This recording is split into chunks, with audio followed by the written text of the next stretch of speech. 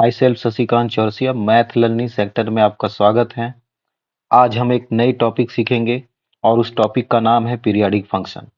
तो बच्चों, सीखते हैं पीरियाडिक फंक्शन होता क्या है। जैसा कि बहुत से भी स्टूडेंट्स को प्रॉब्लम होती है पीरियाडिक फंक्शन में पीरियड फाइंड आउट करना, कौन से फंक्शन का कैसे फाइंड आउट करेंगे हम। आज सभी फंक्शन को डिफाइन करते हैं और इसको फाइंड आउट करना कितना सिंपल है उसको सीखते हैं। तो बच्चों, चलते हैं पीरियाडिक फंक्शन में। पीरियाडिक फंक्शन होता क्या है? A function is called periodic. A function is called periodic is called periodic it repeats if it repeats itself over and over again at regular intervals. बच्चों, ये डेफिनेशन है periodic function का। Periodic function क्या होता है? A function is called periodic if it repeats itself over and over again regular intervals में। Formally हम लोग यहाँ पर सीखेंगे कि a function is periodic with period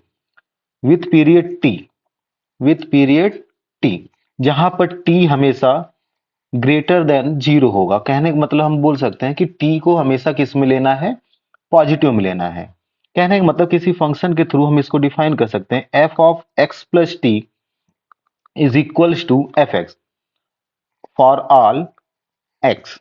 right, अगर इस टाइप का फंक्शन हम सेटिस्फाई कराते हैं तो हम बोल सकते हैं कि टी हमारा क्या है? पीरियोडिक है। जहां पर हम ऐसा भी कह सकते हैं कि if f is constant function then it is a periodic function, sorry, then it is a periodic with every possible period, right? But it does not have a least period, right? But it does not have a least period. हमेशा हमको क्या काम करना होता है? यहाँ पर t को हम अगर पीरियोडिक बोलते हैं यहाँ पर, तो t is called the least periodic. क्या होगा? t is called the least periodic. जैसे हम कंसीडर करते हैं कोई हमारा फंक्शन है जो कि पीरियोडिक है। लेट कर लेते हैं कि साइन एक्स कॉस एक्स, हमने दो फंक्शन लिया, और टेन एक्स, राइट। ये तीनों फंक्शन हमारे क्या है? पीरियोडिक फंक्शन है। जैसे साइन एक्स और कॉस एक्स दोनों का पीरियड सेम होता है, और वो दोनों पीरियड क्या होते हैं? 2 पाई। और टेन एक्स का पीरियड हमारा क्या होता है? पाई होता है। ओके बच्चों, तो अगर हम ग्राफिकली समझना चाहें तो आसानी से समझ सकते हैं कि जैसे हम साइन एक्स का ग्राफ बनाते हैं, राइट। साइन एक्स का ग्राफ लगभग ऐसे ही बनता है। ओके स्टूडेंट, अब हम अगर देखें यहां पर period according to that term, right, इसको हम डिफाइन करते हैं किससे? पीरियड से। तो अगर जीरो से स्टार्ट करते हैं तो यहाँ हमें पाई बाई टू मिलेगा, ये पाई मिलेगा, राइट, यहाँ पर 2 पाई। फिर इसके 2 पाई के आगे बढ़ेंगे तो फिर यही फंक्शन हमारा यहाँ पर क्या होगा? रिपीट होगा, राइट। इस टाइप से अगर हम देखें ऐसे बच्चों, अगर हम कंसीडर करें 0 से 2 पाई तक, यहां से कट कर लें, तो हम बार बार इसको उठाकर आगे की तरफ ऐसे देखिए रख सकते हैं। तो बार बार ये ऐसे रिपीट होता रहेगा। तो हम बोल सकते हैं, देख रहे हो ना, ये बार बार आपको मिलता रहेगा। मतलब कि किसी भी वैल्यू पर आप जाइए, जैसे अगर हम पाई बाई टू से ही स्टार्ट करें तो हमें यहां पर देखिएगा पाई बाई टू से ये ऐसे फंक्शन आखिर यहां पर मिल जाएगा। ठीक है, कितनी बार भी आप कट करके रखते चले जाओगे आगे, आपको रिपीट में रिपीटिशन इसका होता रहेगा। तो जिस भी फंक्शन का ऐसा रिपीटेशन होता है तो हम उसको बोल सकते हैं ये हमारा फंक्शन क्या है? पीरियाडिक फंक्शन है। तो पीरियाडिक फंक्शन के लिए अगर हम अप्लाई करना चाहें तो एफ एक्स इक्वल्स टू इस टाइप से मिलता रहेगा। F of x plus T हो जाए, इक्वल होगा F of x plus 2t हो जाए, F of x plus 3t हो जाए। ऐसे ही हमारे सिस्टम आगे बढ़ते रहेंगे, ये सभी इक्वल होता रहेगा, राइट। ऐसा जिसके भी साथ, जिस भी फंक्शन के साथ अप्लाई हो उसे हम क्या बोल सकते हैं? ये फंक्शन हमारा क्या है? पीरियोडिक फंक्शन है, राइट। अब हम कुछ स्टैंडर्ड फंक्शन की तरफ बढ़ते हैं। जैसे प्रॉब्लम क्रिएट होती है कि अगर हम साइन के पावर को इंक्रीज करते चले जाएं, कॉस के पावर को इंक्रीज करते चले जाएं, सेक पावर को सेक पावर को इंक्रीज करते चले जाएं।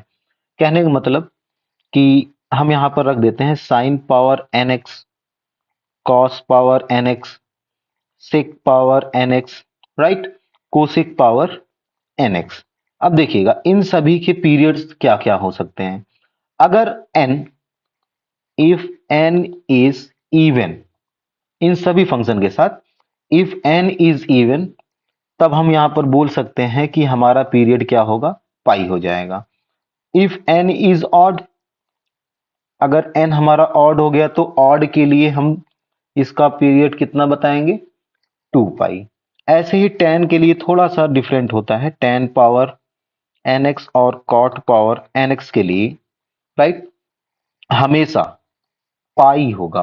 क्या होगा बच्चों, हमेशा पाई होगा, चाहे एन हमारा इवन हो, एन इज ऑड और इवन, राइट, चाहे ऑड हो जाए, ठीक है ना। तो अब देखिए देखते हैं दूसरे टाइप्स का फंक्शन। जैसे इस टाइप का आपको फंक्शन मिल जाए, sine of a x plus b आ जाए, cos of a x plus b हो जाए, ठीक है, और sec a x plus b हो जाए आपके लिए, और cosec a x plus b हो गया।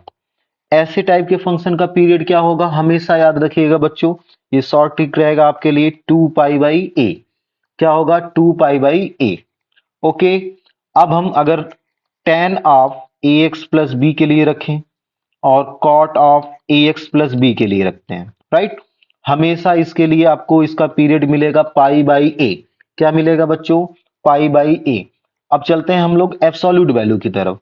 जैसे मॉडुलस ऑफ साइन एक्स हो गया, modulus of cos x, modulus of tan x, modulus of cot x, right, modulus of sec x, modulus of cosec x. याद रखिएगा बच्चों, एब्सोल्यूट वैल्यू के लिए सभी के लिए इसका पीरियड हमेशा आपको मिलता है कितना है, पाई। हमेशा क्या मिलता है, पाई। अगर ऐसी वैल्यू आ गई तो उसके लिए हम क्या लिखेंगे, पाई ही लिखेंगे। अभी इस फंक्शन के साथ अगर हम एब्सोल्यूट वैल्यू फाइंड आउट करना चाहें तो modulus of sine a x plus b, modulus of cos a x plus b, modulus of sec a x plus b, modulus of cosec a x plus b, and modulus of tan a x plus b, और बचता है आपका cot of a x plus b, right. इन सभी के लिए आपको इसका पीरियड मिलेगा पाई बाई ए। क्या मिलता है बच्चों, पाई बाई ए। ओके, अब हम ये देखते हैं कि हमारा पार्शियल, सॉरी पार्शियल नहीं, एल्जेब्रिक फंक्शन के लिए, एल्जेब्रिक फंक्शन के लिए सीखेंगे हम लोग।